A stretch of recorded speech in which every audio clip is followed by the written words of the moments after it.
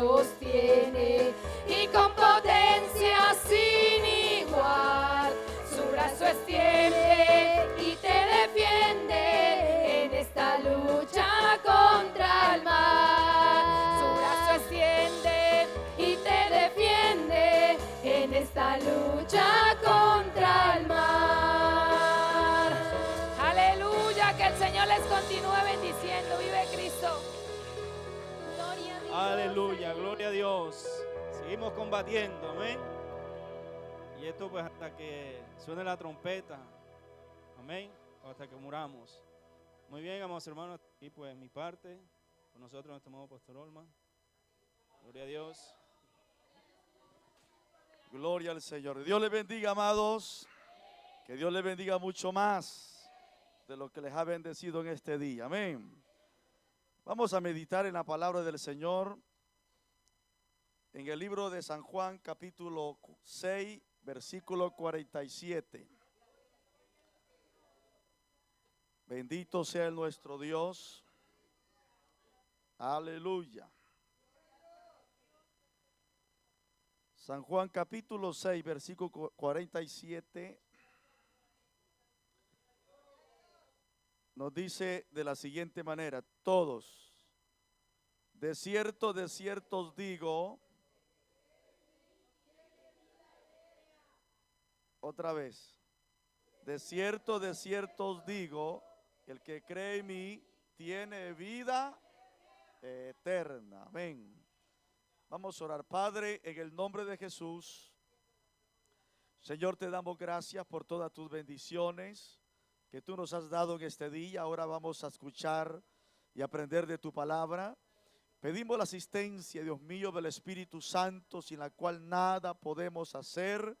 Señor, danos el entendimiento, la luz, Señor, de ese entendimiento para poder profundizar más en tu conocimiento de esa revelación, mi Dios. Padre, en el nombre de Jesús, amén y amén. Puede sentarse glorificando al Señor. Aleluya. Bueno, amados, ¿qué tema estamos hablando? La bibliología, ¿verdad? Y decíamos el jueves pasado, nos quedamos en qué subtema.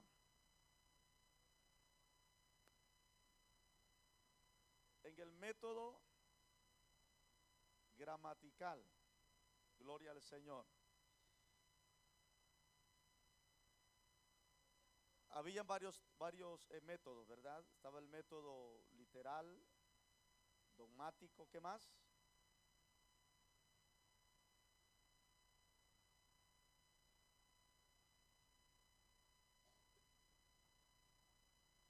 Alegórico.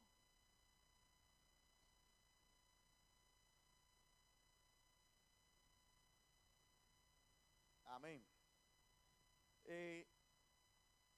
La interpretación, como lo hemos hablado, es tan crucial para poder darle el sentido correcto a la Escritura. Y para dar una buena interpretación correcta, hermano, tiene que ir sustentada de acuerdo a la fe. Para que la Biblia deje de ser el logo, tenemos que sustentarla a través del principio de fe. Cristo vive. Porque si no, entonces queda todo en historia, ¿no? O sea, yo creo la historia, pero hasta ahí no más llego. La Biblia no solamente contiene historias, sino que contiene un mensaje espiritual. Y para que ese mensaje espiritual pueda cambiar mi vida, tener ese encuentro de cambio, de transformación, necesita unirse a la fe. Cristo vive. Entonces, en su interpretación, me voy a encontrar con hechos y promesas que para ser creídos necesito de esa fe.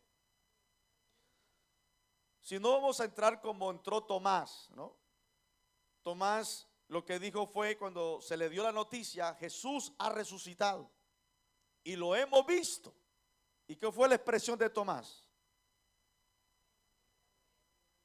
Si no viere sus manos heridas y metas mis dedos ahí en las heridas, imagínense, y no toque su costado, él sabía muy bien que Cristo había hecho crucificado y que le habían clavado una lanza, y él dijo, si ha resucitado, yo tengo que verlo de esa manera, tengo que ver los agujeros en su mano. Y no solamente se conformaba con verlo, sino también meter, imagínense, hermano, qué terrible. Cristo vive. O sea, un creyente no puede tener una fe sensorial ante la palabra. O sea, yo no puedo creer la palabra cuando actúa ella. Para que la palabra actúe como palabra viva de Dios, primero necesita que la acción de la fe. Cristo vive. Eso está como cuando Jesús se encuentra con Pedro y algunos discípulos y estaban pescando, y Cristo les grita, le dice, ¿habéis pescado algo? Y ellos dicen que no. Entonces dice, echa la red. Entonces Pedro, no sé si fue Pedro o Juan que gritó por allá y dijo, toda la noche hemos pescado y no hemos encontrado nada. ¿Y qué le dijo? ¿Cuál fue la respuesta después de Pedro? ¿Ah? En tu palabra echaremos la red. ¿Se da cuenta? Es decir, accionó la fe de acuerdo a la palabra que Cristo les había dicho, y trajo beneficio y trajo producto. Amén, amados. O sea, si nosotros leemos la escritura, pero si no tenemos fe, no se va a producir nada. Entonces, ¿qué sucede cuando el creyente lee y conoce Biblia, pero no tiene fe? ¿Ah?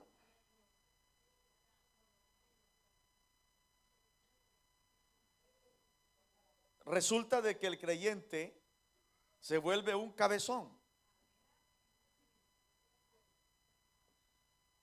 Ahora, ¿por qué? Porque no tiene la fuerza para obedecer, porque no tiene fe para hacerlo. Para yo poder ser obediente necesito creer lo que me dice la palabra. ¿Para qué? Para accionar en obediencia a ella. Cristo vive. Entonces a Dios no le interesa el simple hecho de que nosotros conozcamos bien la escritura, sino que tengamos fe para obedecer esa escritura. Gloria al Señor, amados. O sea que nosotros no cabe el ver para creer, sino que cabe el creer para ver. O sea, el creyente es contrario a esa versión. Ver para creer, no, creo para ver, como le dijo Cristo. ¿No te he dicho que si crees verás la gloria de Dios? O sea, yo no puedo ver nada si no ejecuto en fe la palabra. Cristo vive. Ya he hablado mucho de este tema de la fe con la palabra. Entonces la fe se considera la llave que permite acceder al mensaje espiritual detrás de la palabra. O sea, la fe, cuando usted interpreta la escritura y usted lee, aleluya, donde dice, de cierto digo, el que cree en mí tiene vida eterna.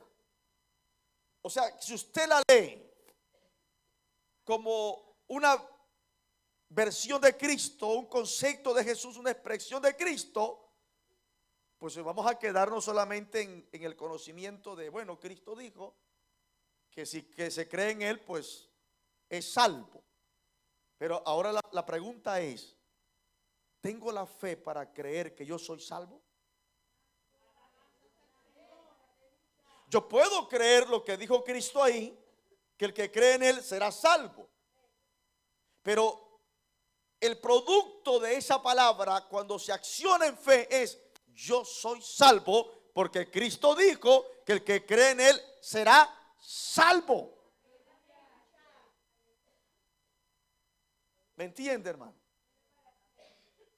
Entonces, esa es la fe que nos abre y nos introduce en el mensaje espiritual detrás de esa palabra o de esa expresión, de esa revelación de Dios.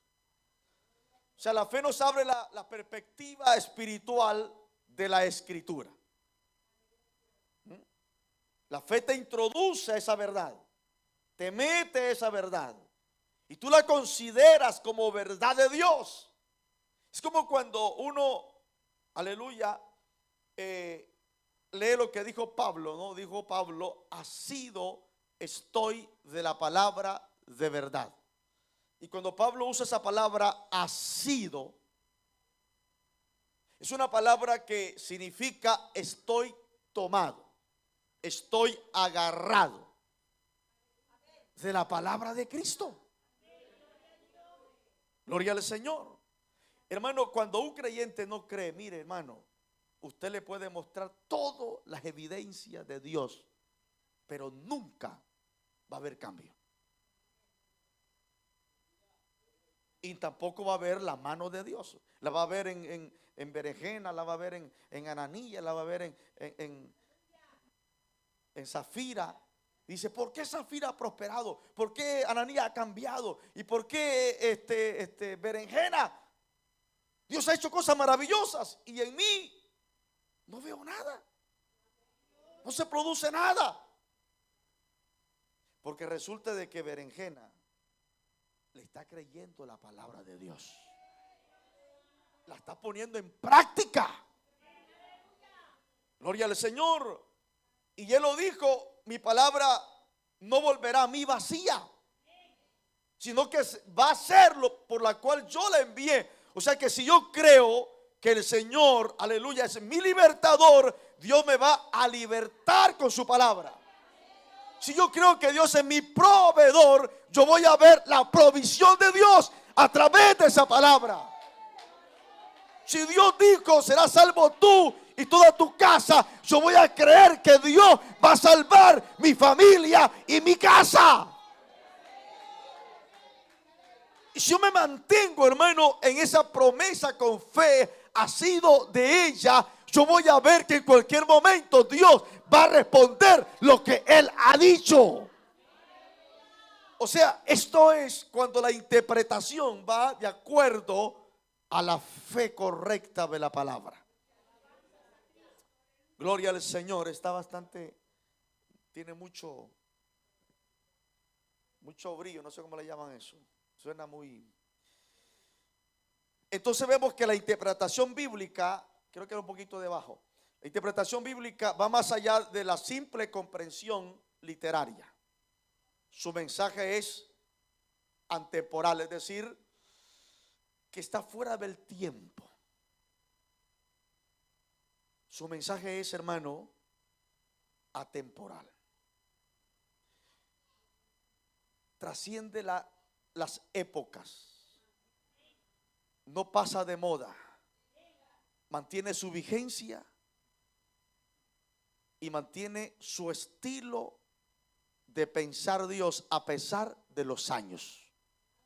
O sea que nadie puede decir, como se le dijo un filósofo, se acercó a un evangelista muy conocido y le dijo, ¿por qué ustedes predican ese libro tan antiguo? Se escribió hace 3,000 años y algunas pues hace 4,000, 6,000 años atrás. ¿Y por qué ustedes lo adoptan como algo presente, sino que lleva cientos de años? Estamos en una nueva generación, en una nueva época. El mundo ha cambiado muchísimo desde el momento que se escribió esa Biblia. Entonces este hombre con una sabiduría le dice, ¿usted cree que el sol alumbra? Sí. ¿Usted cree que el sol no ha perdido su calor hacia la tierra? No. ¿Cuántos años llevará el sol? Pues millones de años. Se da cuenta y no ha cambiado. Pues la Biblia dice también que el cielo y la tierra pasará, su palabra no pasará. Aleluya. ¿Por qué digo eso, hermano? Porque se tiende ahora en la escuela de las teologías y los nuevos teólogos a creer de que hay que darle una interpretación más actualizada a la Escritura. Que ya hay acciones, mandatos de la Escritura que ya no compagina con nuestra sociedad. Pero esa es mentira del diablo. El pecado, hermano, es el mismo. Y los mismos mandamientos para regular, limitar, proteger, guardar al pueblo de Dios en la santidad funciona, hermano, en este tiempo. Y si Dios viniera en el siglo 23, mire, la Biblia seguirá siendo la misma Biblia. Nosotros pasaremos como generación, vendrá otra nueva generación, aleluya, en los siglos venideros. Pero ¿sabe qué? Esa generación va a necesitar de esta palabra que nosotros hoy estamos necesitando. Cristo vive. O sea, la Biblia, como hemos dicho, no solamente se tiene que entender por una comprensión literaria. La Biblia es un libro espiritual y tiene un mensaje espiritual. Amén. O sea, la interpretación bíblica espiritual implica mirar más allá de la narrativa histórica, gramatical, que es la letra, para descubrir la verdad divina de Dios, que es espiritual y que se involucra en el alma o en el espíritu del creyente. Si nosotros no hemos nacido de nuevo como creyente, difícil entenderemos el estado espiritual de la Escritura. Hago una pregunta: ¿se puede ser teólogo sin ser espiritual?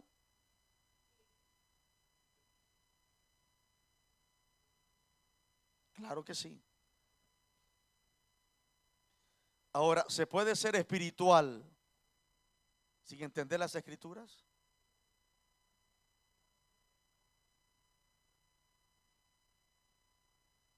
No,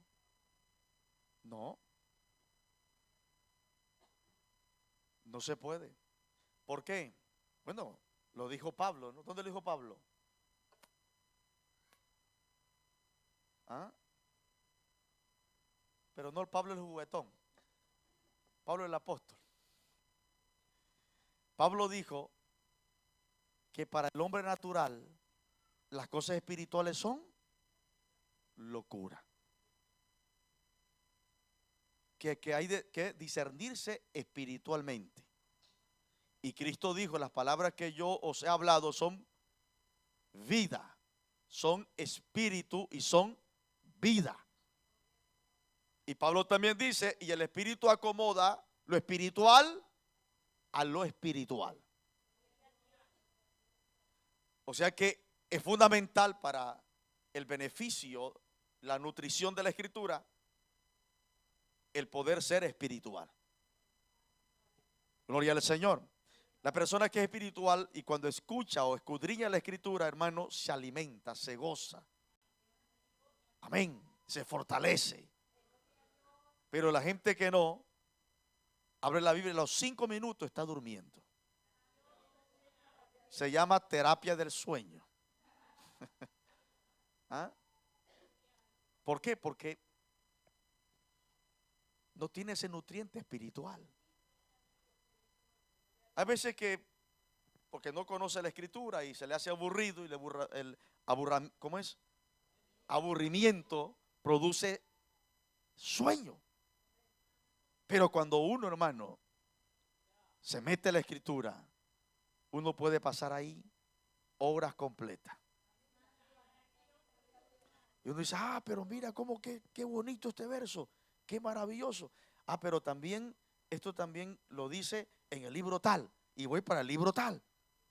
Y en el libro tal hay otras palabras que amplían más la idea, y dice: pero también lo dice en el otro libro, Hechos. Y uno va, y ahí se va paseando, hermano. Y de repente uno dice: oye, estuve 3 horas y parece que fueron 10 minutos.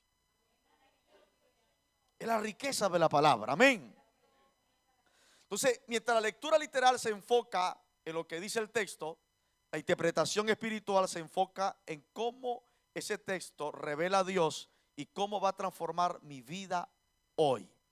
O sea que, haciendo un análisis rápido, el final de lo que hemos venido hablando, decíamos que primero teníamos que la revelación, ¿verdad? La revelación.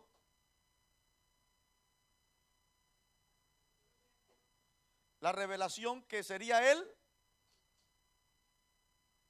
el contenido. Luego, ¿qué más?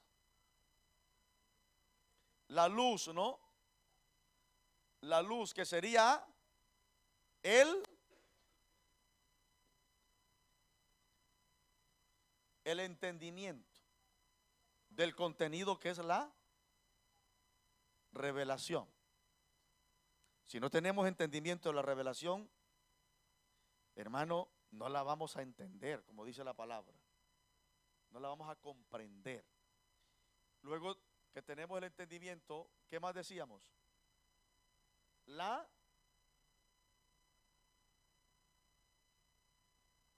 Esto es el final.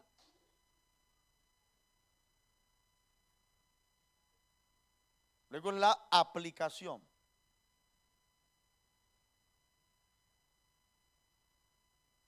Entonces, decíamos que la interpretación es darle el sentido correcto de la idea que transmitió el escritor. ¿Para qué se escribió? ¿Por qué se escribió? ¿Para quién se escribió? Cuando yo contesto estas preguntas, estoy interpretando la escritura. Y dentro de esa interpretación, tengo que buscar lo que es el mensaje espiritual, sin alterar la idea del escritor. Y para eso es la aplicación, que luego hablaremos de otros términos como la observación, que necesitamos para usar la aplicación. Entonces, veamos algo importante, hermano, que la fe permite al creyente percibir verdades a través de los ojos de esa fe. Y veamos el ejemplo que Pablo realiza, una interpretación profunda espiritual cuando Israel sale de Egipto y cruza el Mar Rojo. Para nosotros esa es una historia, pero Pablo, cuidado con la cámara, pero Pablo, gloria al Señor, condensa esa historia buscando el sentido espiritual de esa historia. Mire Hechos 14, 21 y 22.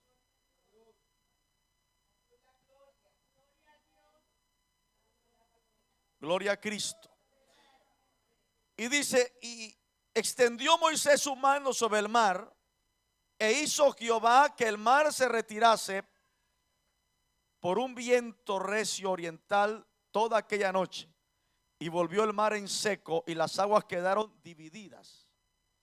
Entonces los hijos de Israel entraron por medio del mar en seco, teniendo las aguas como un muro a su derecha.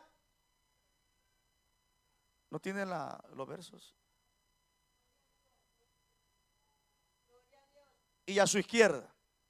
Éxodo 14, 21 y 22. Éxodo. ¿Yo dije hechos?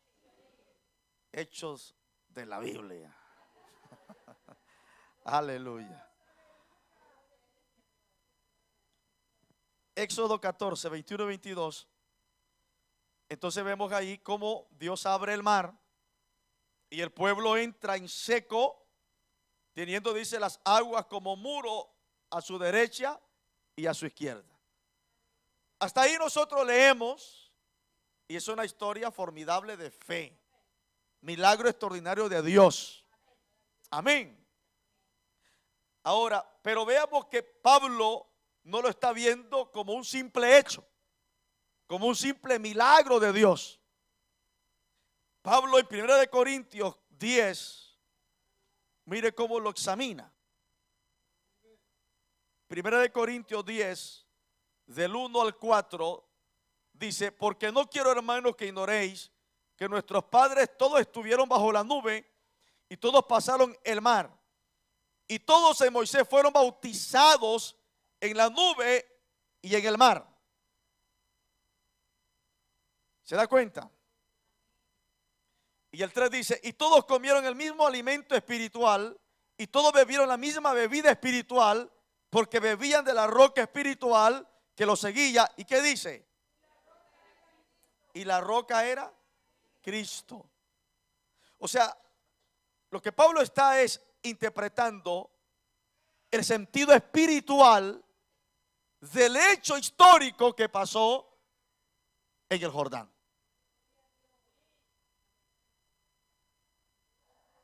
Y lo está aplicando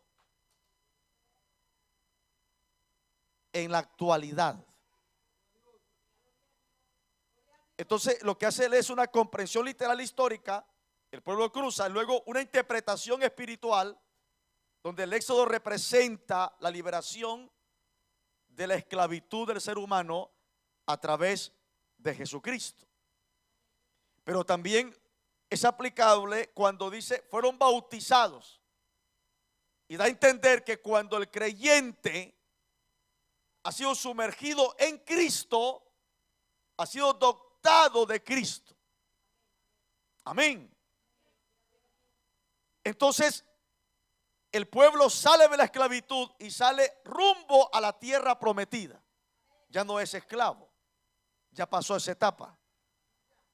Lo que viene enseñando Pablo es: ustedes también ya están ya introducidos en Cristo y ya no son iguales como eran antes. Por eso él dice: de manera que si alguno está en Cristo, nueva criatura es. Y dice: de manera que si alguno está en Cristo. Entonces, dentro de la interpretación, el intérprete, con la dirección del Espíritu Santo y el conocimiento bíblico, va a enriquecer su vida buscando la interpretación espiritual. No solamente la interpretación temática de lo que es la historia, sino también buscar el sentido espiritual. ¿Por qué se escribió esa historia? Cristo vive, hermanos. O sea que en busca del sentido espiritual del texto, muchos han fallado en la interpretación de la escritura. Por eso la importancia de los métodos de interpretación. Y nos hemos quedado en el método gramático. Muy importante el método gramático. ¿Para qué sirve el método gramático?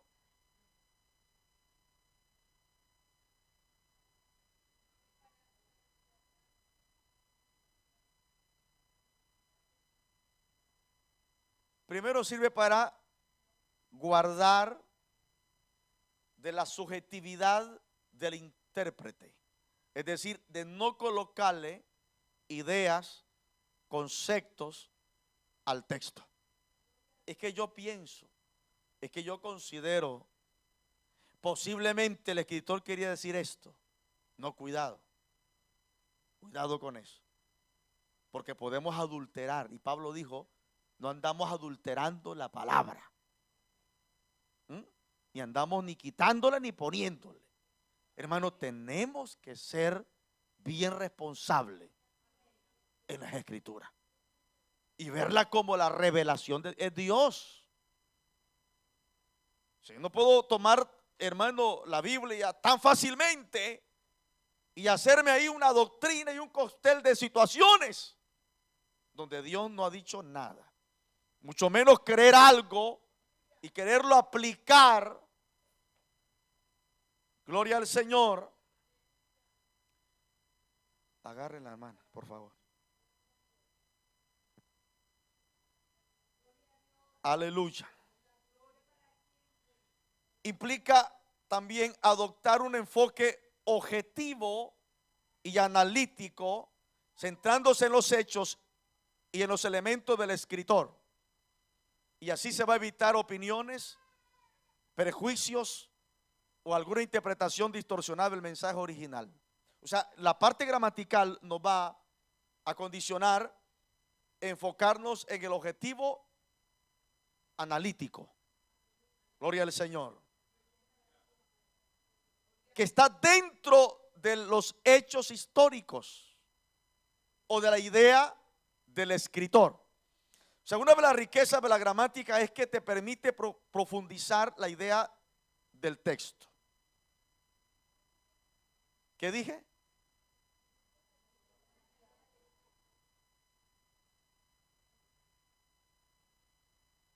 No se deje, hermano, desubicar. Concéntrese. Porque, como dije el jueves, cuando usted agarra la escritura y usted se va a sentar tal vez en su mesa, se va a sentar en su escritorio de estudio, en el momento que usted comienza a leer, usted se va a convertir en un intérprete de la escritura. Porque si no, entonces no vamos a entender nada. Y un cristiano sin conocimiento bíblico, ¿a dónde va? Ese es como por ejemplo cuando a nosotros nos enseñaban aquellos tiempos de los picapiedras. Y nos decía el maestro de laboratorio de computación, y nos metía al laboratorio y nos decía, ¿qué significa la parte externa del ordenador? Pues, no sé, el elemento que lo compone. No, en términos informáticos, ¿cómo se le llama? Y algunos no entendíamos nada. Entonces es el hardware, ¿no? El hardware. Y lo que está internamente, que es la parte del interfaz, el software, ¿no? Que es la parte ya de los programas y todas esas cosas.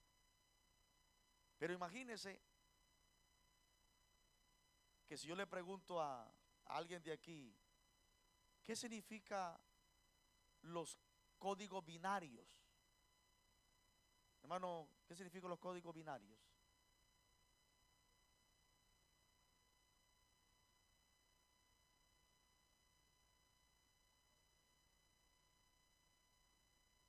El ordenador solamente reconoce ceros y unos, pero hay sistema que lo va interpretando en palabras.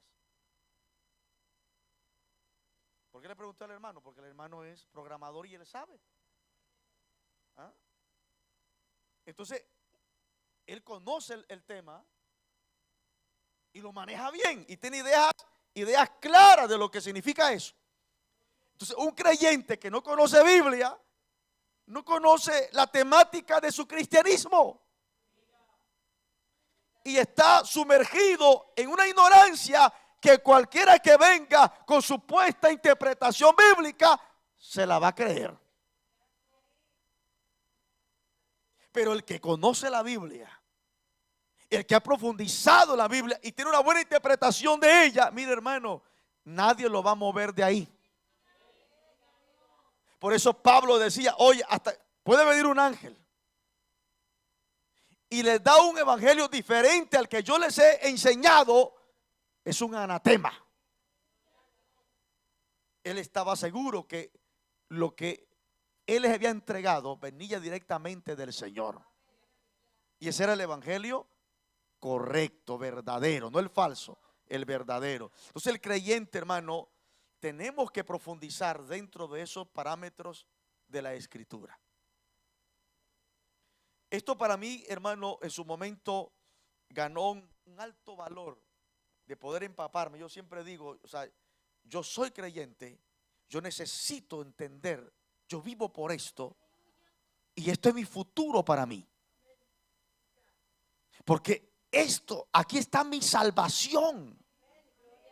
Si el diablo me logra mover de lo que dice la Escritura, me mata, me destruye mi futuro eterno sin Cristo.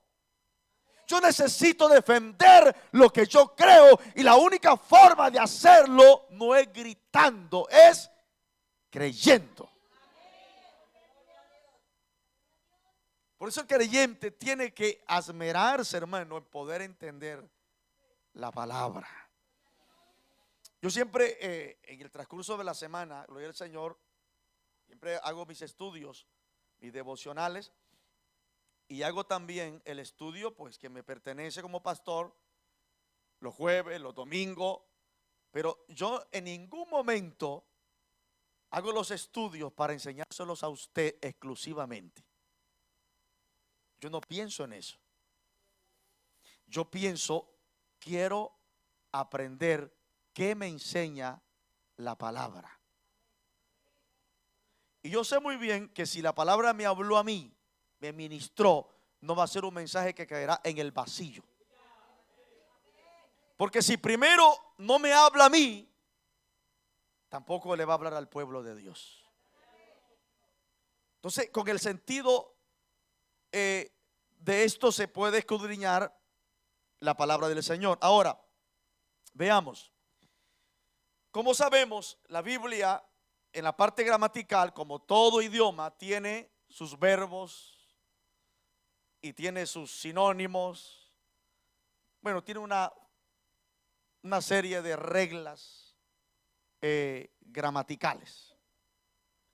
La Biblia fue escrita también en hebreo, en griego, y nosotros tenemos hasta cierto punto conocer algunos puntos de esas gramaticales o de esos verbos. Gloria al Señor. Por ejemplo, mencióneme algunos 3 verbos de tiempo del español.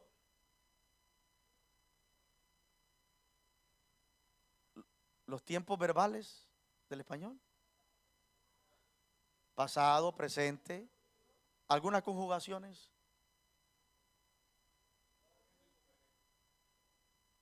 Algunos artículos.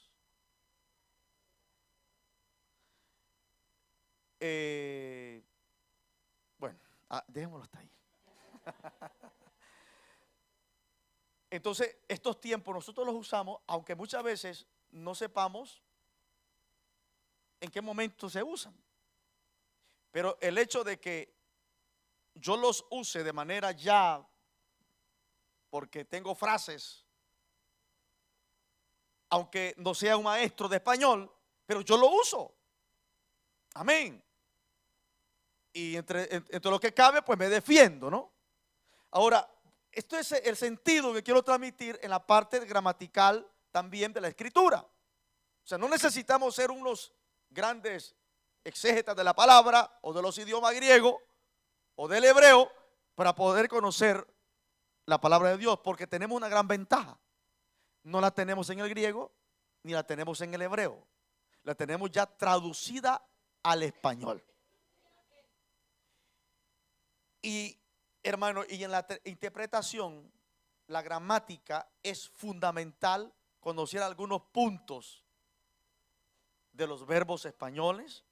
Pero si queremos profundizar un poquito más, necesitamos también conocer algunos verbos en la parte griega y en la parte hebrea. Esto enriquece muchísimo. Porque como ya hemos venido hablando, que tenemos algunos ejemplos, mire, veamos algunos ejemplos bíblicos en primera de Juan 3:9. Gloria al Señor. O sea, un tiempo verbal puede indicar una acción que fue una acción continua, una acción del pasado o una acción que es en el futuro. Y hay muchos textos bíblicos que usted se va a encontrar, por ejemplo, con algún verbo aoristo, por decir así, ¿no? Ese verbo aoristo, si usted usa un diccionario bíblico, lo va a encontrar constantemente, constantemente. Entonces hay palabras que van a cambiar en la interpretación de acuerdo al entendimiento del verbo. Por ejemplo, en ese verso, todo aquel que nació de Dios no practica el pecado, porque la simiente de Dios permanece en él y no puede pecar porque es nacido de Dios. Ahora, si queremos aplicar la regla gramatical en ese verso, ¿qué tendría que hacer usted? Primero vamos a conocer lo que se le llama idea principal o idea central, fundamental dentro de la interpretación en la gramática, porque me voy a enfocar ahí. Para usted, ¿cuál sería la idea principal o las ideas principales, si tiene varias, porque pueden tener varias, un verso? En este caso, ¿cuál sería? Nacido de Dios, no practica, ¿no?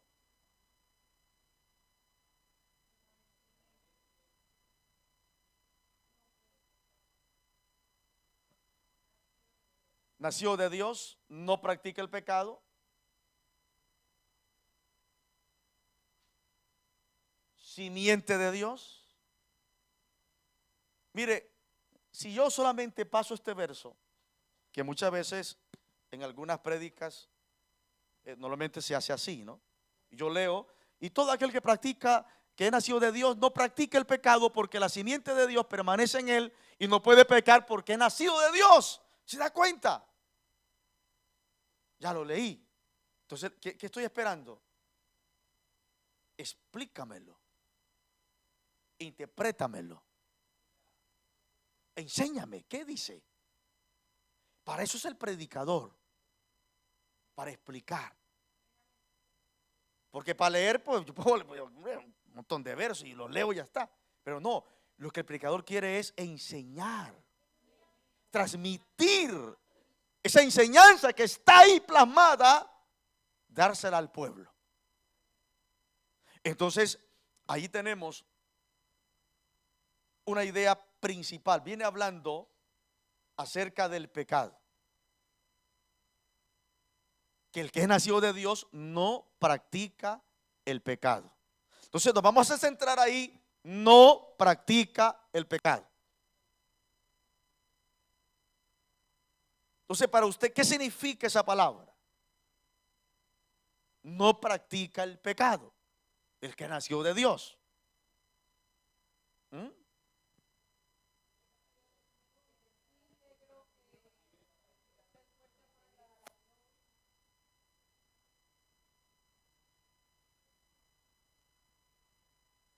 Ahora, si nos vamos a la gramática, ahí nos está hablando de un tiempo. Y es el tiempo presente. Y es un presente de acción continuo. Entonces, si ya yo lo interpreté y ya tengo una idea de lo que me está hablando, que hay un verbo ahí, presente de acción, presente continuo. Entonces, ¿cómo lo voy a interpretar ese verso? Ya tengo el conocimiento que este es un verbo de acción y es un verbo presente, continuo.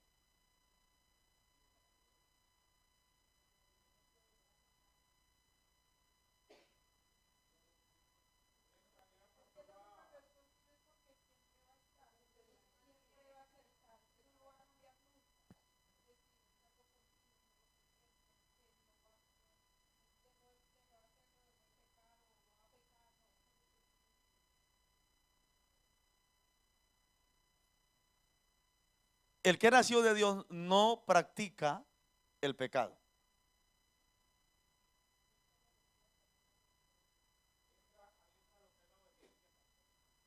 Pero quiero que se centre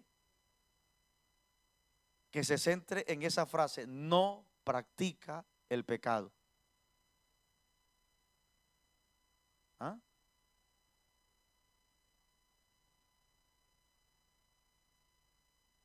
usted ya me está ya aplicando y quiero que me lo interprete. Miren, significa que la persona no es residente de manera habitual en el pecado. O sea, no practica el pecado, que no continúa más en el pecado. ¿Qué es practicar? Ahora vamos al español. ¿Qué es practicar?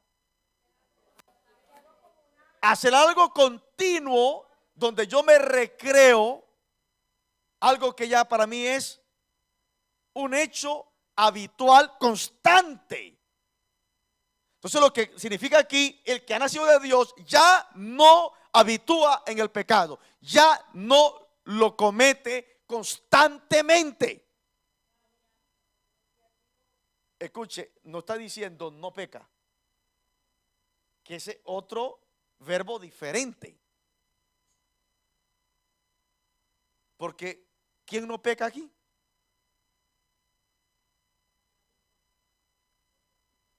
No tenga miedo. Con un pensamiento se peca. Dios altamente santo. Y se ofende a Dios con un pensamiento sucio. Cristo vive y nadie todavía es perfecto para decir yo no peco, pastor. Por eso dice Juan, si alguno dice que no ha pecado, es mentiroso. Y su palabra no está en él. Pero una cosa es pecar y otra cosa es practicar el pecado. ¿Se da cuenta, hermano, que esto es muy importante, hermano Juan Felipe? ¿Verdad que sí? Porque mire, Juan 3:16, vamos a ver otro aquí, otro tiempo verbal. Juan 3:16, un verso muy conocido. Porque de tal manera amó Dios al mundo que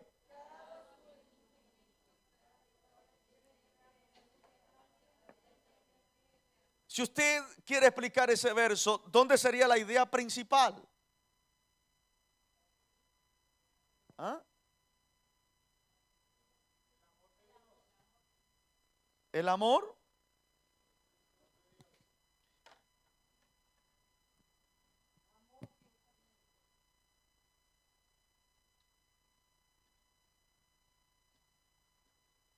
Yo me quedaría, aparte del amor, yo sé muy bien que el amor, Dios es amor. Pero hay una palabra, hay una frase que encierra algo profundo y esa es la palabra porque de tal manera amó Dios al mundo. O sea, esa palabra, porque de tal manera, es algo inexplicable. Nadie puede tener un concepto que pueda explicar a profundidad esa palabra, porque de tal manera ya es algo profundo. Y luego interviene la palabra porque de tal manera amó. Amó. Entonces ahí tenemos otro verbo. ¿Qué verbo sería?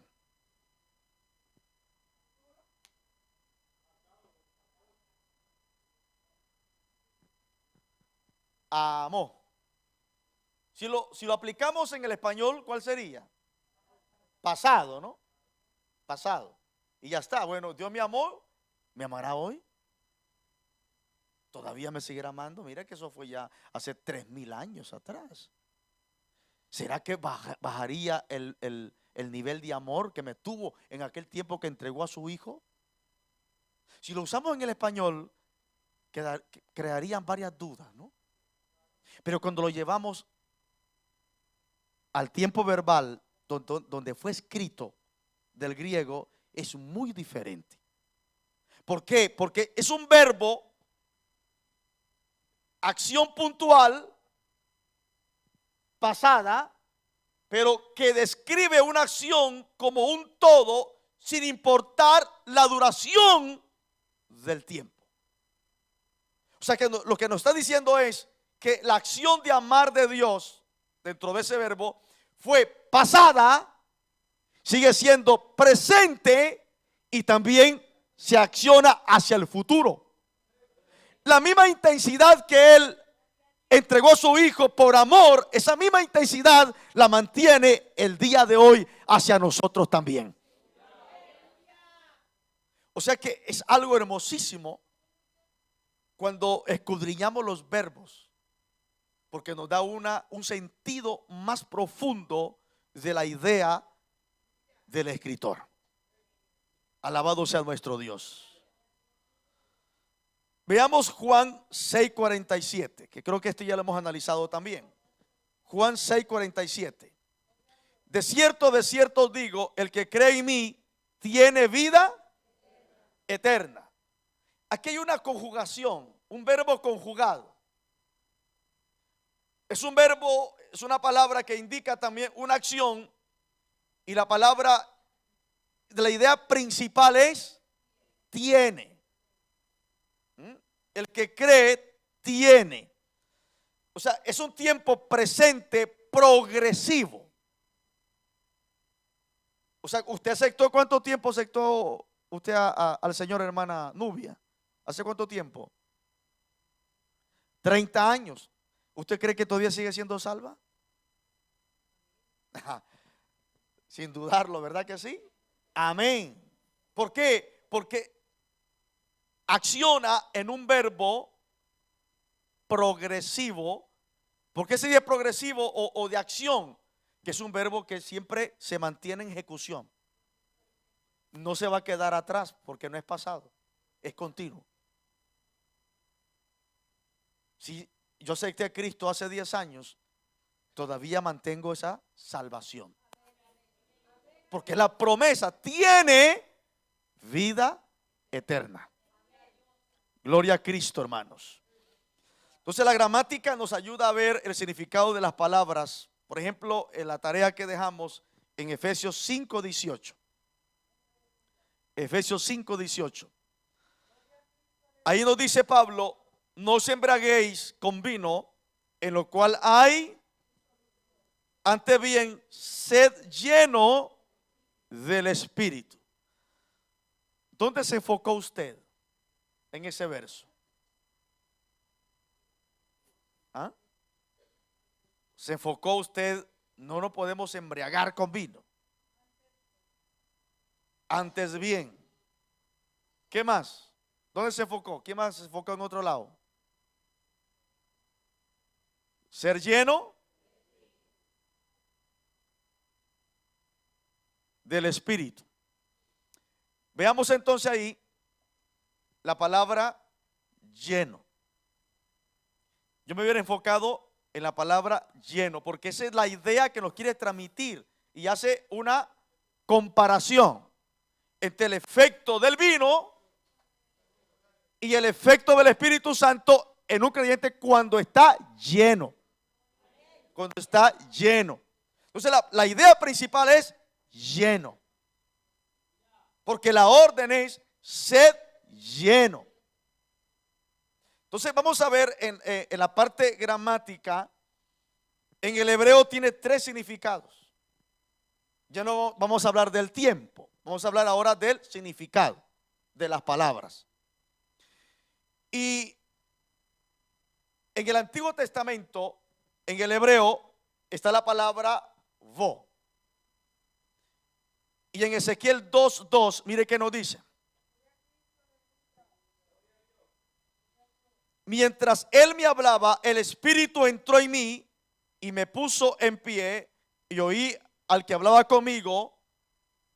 Entonces entró para una función específica, pero luego el Espíritu se retira.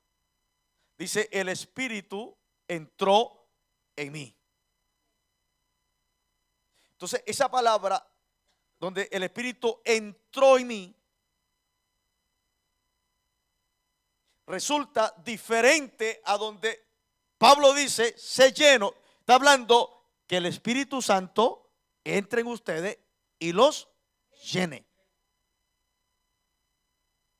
Entonces yo no puedo aplicar esa misma acción del Espíritu Santo que quiere transmitirnos Pablo a lo que dice Ezequiel. Entró en mí. O sea, si quiero tomar este verso como para aplicar que el Espíritu Santo accionaba de forma igual como lo acciona en el Nuevo Testamento, no es viable. Porque lo que se usa aquí cuando dice entró en mí es que el Espíritu entró a una función y luego se retiró.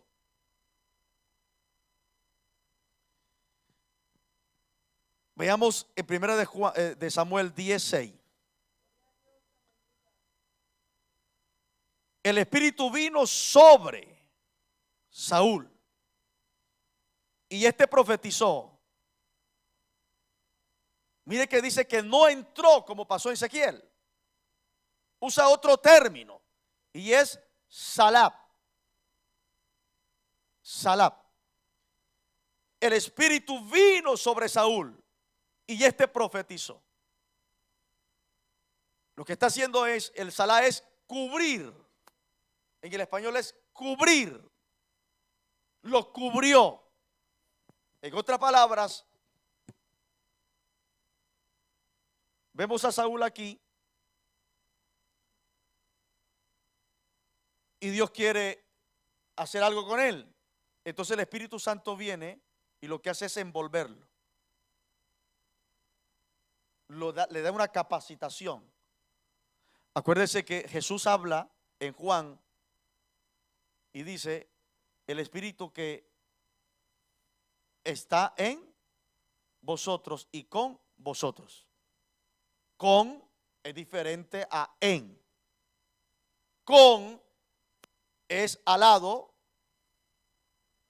y en es adentro.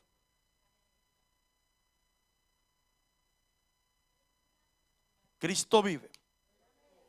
Entonces lo que hizo fue es cubrirlo. O sea, la acción de ser lleno del Espíritu es malé. Mire que dice Miqueas 3:8. Yo en cambio estoy lleno de poder del Espíritu del Señor, dice el profeta. Miqueas 3:8. Yo en cambio estoy lleno de poder del Espíritu del Señor. En esta versión dice: mas yo estoy lleno de poder del Espíritu de Jehová. Y usa la palabra malé. Es decir, que entraba el Espíritu Santo, lo capacitaba para profetizar, para mostrarle lo que tenía que decir. Entonces, y en esa influencia del Espíritu, los hombres hablaban. Pero después que hacían el trabajo, el Espíritu se retiraba. La palabra malé. En el griego se usa la palabra pleró. Es un verbo continuo. Lo que Pablo está diciendo aquí, y esto es lo que aplica para nosotros en el verso, que tenemos que ser llenos continuamente. Este no es cuestión de que yo hablé en lenguas hace 3 meses y fui abastecido para vivir un año. No, no, hermano, si usted fue lleno ayer, hoy necesita ser lleno también. Si usted sintió el poder de Dios ayer, hoy necesita otra vez volver a sentir el poder de Dios. Por eso Pablo dice: sean llenos del Espíritu. Es decir, constantemente busquen la llenura del Espíritu de Dios. Aleluya. O sea, en el sentido de concreto de esta palabra, el pleró, la llenura continua, podemos verlo también de una manera ya como una interpretación ya espiritual. En decir, busquen que los controle el Espíritu. Busquen que los gobierne el Espíritu. Busquen que lo domine el Espíritu. Busquen que el Espíritu manifieste sus cualidades en ustedes. O sea, no solamente es el hecho de hablar en lenguas o de estar lleno del Señor porque siento el gozo y la cobertura de Él, sino también es que Él me controle, que Él tenga el control de mi vida, que yo no sea el que maneje mi vida como yo quiera, sino como dice el Espíritu de Dios. Y lo dice Pablo, que aquellos que tienen el Espíritu Santo son conducidos, guiados por el Espíritu Santo. Imagínense, hermano, que si yo paso de lejos de este verso y no escudriño en la parte gramatical, me quedo por encima y no profundizo y no aprendo mucho. Cristo vive, hermano. Entonces, el uso de la gramática nos ayuda a ver claro lo que el versículo nos quiere indicar. Y no solamente para mostrarnos, hermano, por ejemplo, allá en Hod usa también en la parte gramatical, y él dice: de oídas te había oído. Y luego, ¿qué dice? Mire, ahí hay dos frases muy diferentes en lo que dice Hod. ¿Por qué? Porque en el griego él está hablando acerca del conocimiento. Y el conocimiento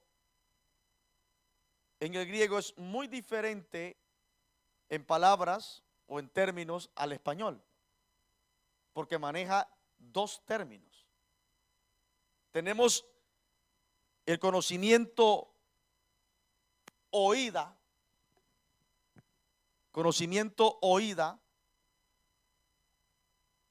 y el ginosco. Y estos dos se refieren al conocimiento. Resulta que el ginosco es un conocimiento que se transfiere a través de la enseñanza. O sea, yo puedo conocer a alguien a través de la enseñanza por medio de alguien. Por ejemplo, me pueden hablar del hermano Omar. Alguien que lo conoce a él me dice: el hermano Olmar, me enredé. Omar es así, así y así. Entonces, si alguien me pregunta a mí, me dice: el hermano Omar, ¿tú conoces al hermano Omar? Sí. ¿Cómo es? Así, así y así. Entonces, yo conozco sus cualidades. ¿Por qué? Porque alguien me las enseñó. Pero otra cosa es que yo lo conozca en persona. Y ahí entra lo que es el oída. Y es una experiencia personal con el conocimiento. Es personal. Entonces, lo que está diciendo ahí Hod es que dice: de ginosco te conocía. Y han hablado de ti.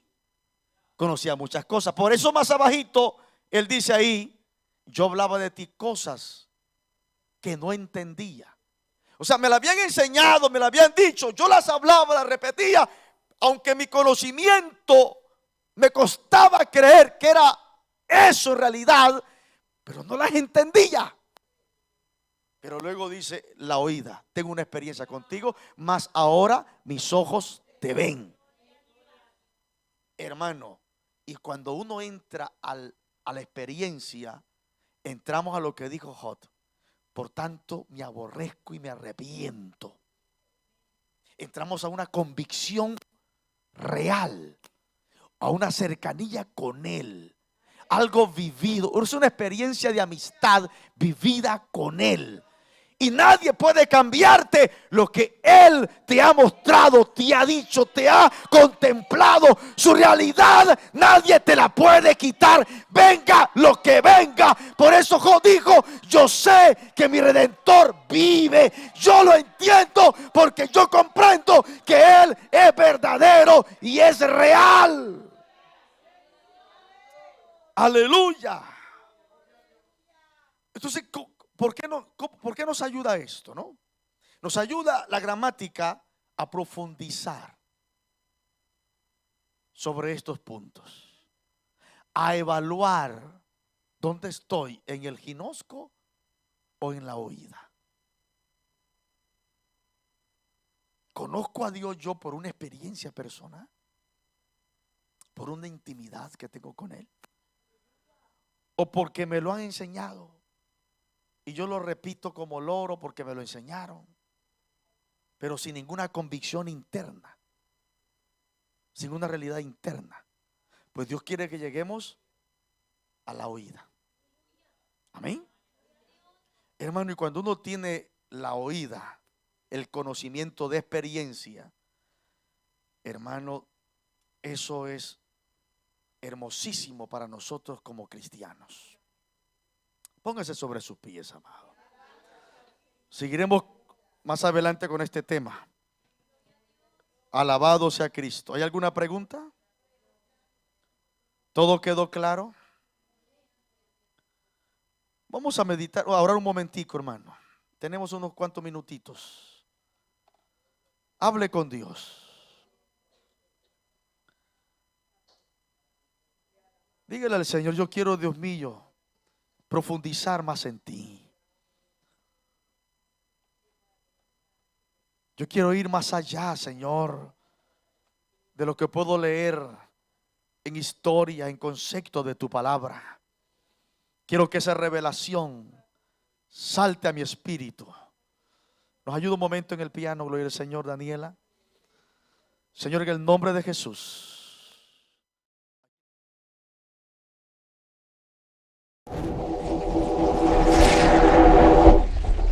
Toda vida comienza pequeña. Una célula vive porque se protege, porque se cuida por dentro. Y así también en casa. Los padres cuidan, los niños aprenden.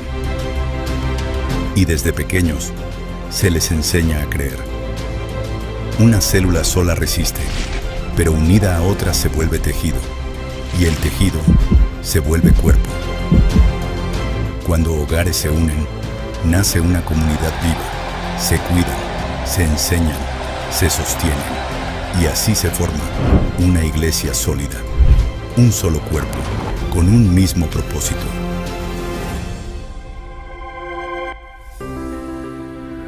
Familia 2020.